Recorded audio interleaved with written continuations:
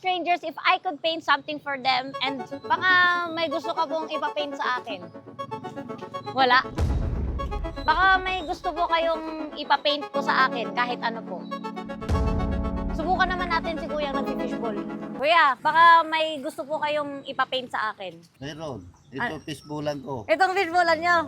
Nagulat talaga ako sa sinabi ni Kuya. Akala ko maliit lang na design yung ipapapaint niya. Yun pala, buong fishballan niya gusto niyang i-makeover. Ano to? From street art to street food art?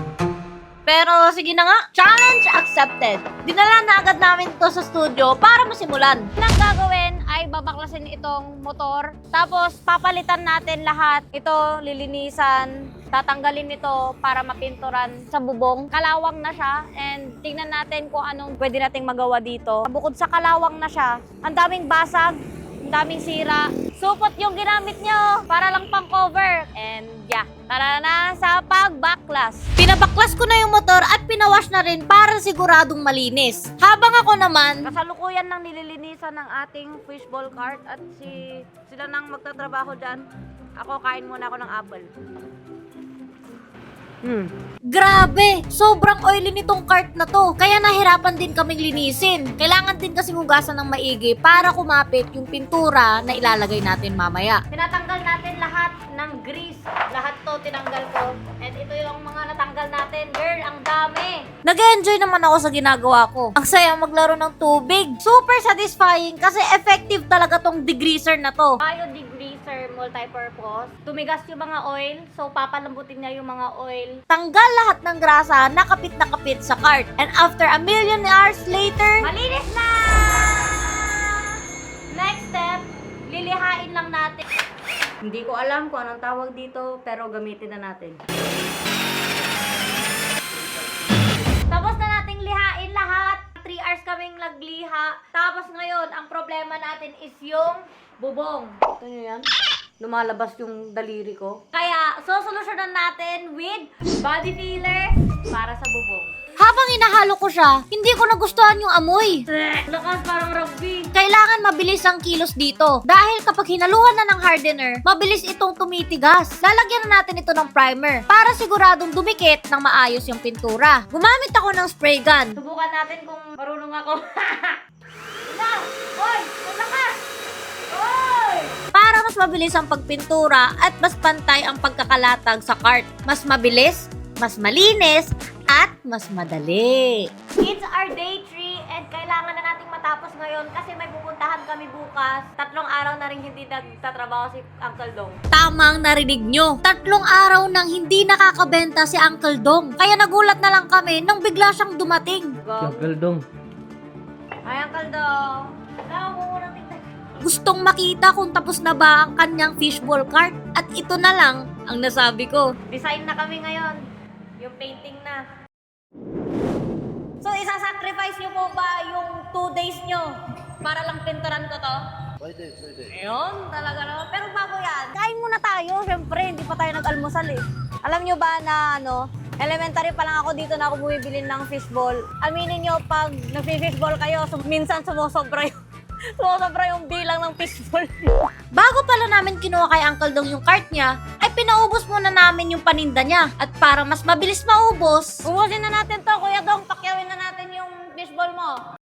Bayaran ko na lang po, ipamigay nyo na lang po lahat. Oh, fishball, libre! Fishball po, libre! Busin nyo na po yan, Kuya. Fishball, libre! Oh, fishball, libre, libre lang. Oh, libre. Hi, vlog! Happy birthday! Ano masasabi mo sa fishball ng Uncle Dong? Sobrang sarap. Like the sauce is so yummy. It's so sweet. Maanghang rin. Yan ang fishballs. Meriendang paborito ng karamihan sa kanto mula pa nung mga bata pa tayo. Kada tusok at sausaw, parang bumabalik yung saya ng kahapon kasama ang mga tropa na parang pamilya. Ubos na, Uncle Dong. Ubus na, kulang ba? Kulang ba? Humihirit na pala sila. Kaso wala na eh. Magkano po lahat, Uncle Dong? Pamulati 300. 300. Sige, 1,000 na natin. Thank you. Let's go. Para may uwi na natin tong ano niya at pinturahan na natin. Tara, iuwi na natin. Oh, baka nakakalimutan mo. Patapos na tayo. Pero kung hindi ka pa nakasubscribe, mag-subscribe ka na. Kaya balik na tayo sa day 3. Let's go! Pag gagamit ka ng spray gun, kailangan tama yung consistency. Baka ma-stuck sa nozzle natin. Tapos magbuo-buo siya. 25 to 50 seconds. Ubos na to. Para malaman natin na tama na yung consistency niya.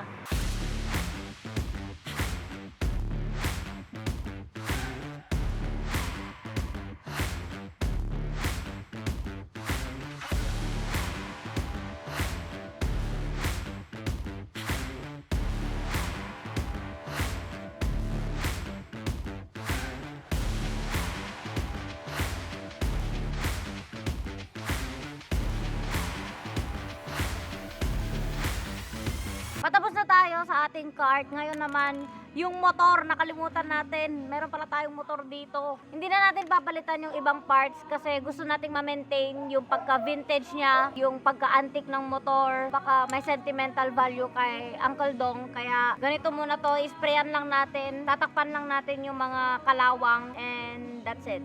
Let's go!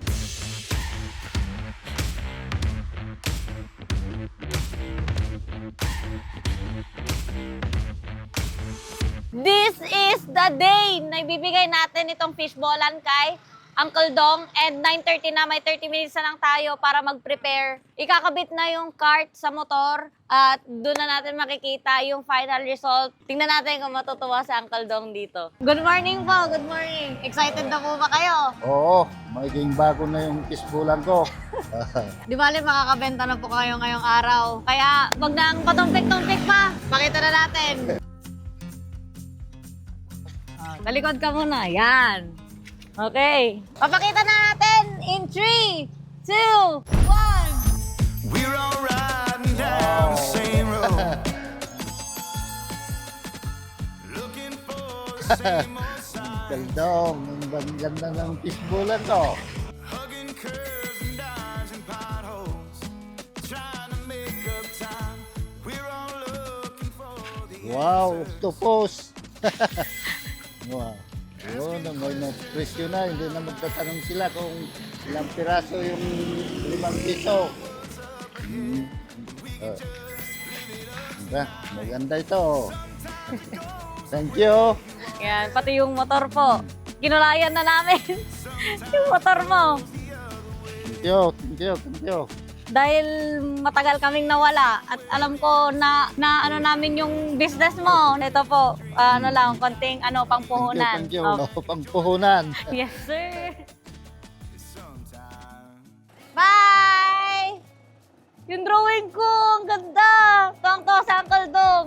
Kung nagustuhan nyo tong series na to, comment down below and tag nyo na rin yung susunod nating matulungang business. At kulayan na natin yan. Let's go! Sometimes it goes the way you want it. Sometimes it goes the other way.